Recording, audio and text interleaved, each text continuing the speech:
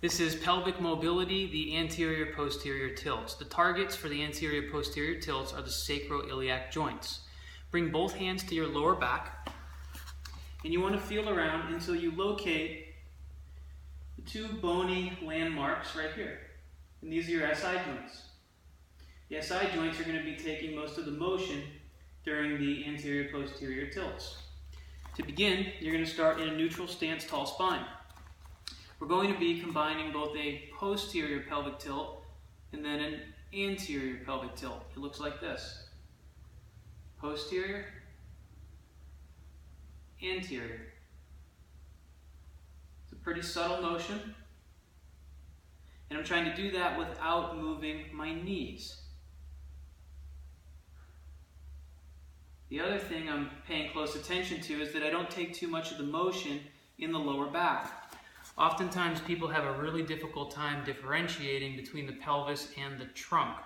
And this is a great drill to learn how to differentiate those two things. So if you feel yourself arching in your back, you want to reduce your range of motion and try to get as accurate as possible to actually moving the pelvis relative to the low back.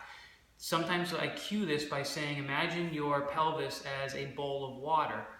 If you tilt it into a posterior pelvic tilt, you actually pour the water behind you. If you were to tilt it into an anterior pelvic tilt, you pour the water out the front. Let's look at that again. So if the pelvis is a bowl and I want to pour the water out of the front, I go into an anterior pelvic tilt. So now the water is going that way. If I want to pour the water out of the back, I tilt into posterior position.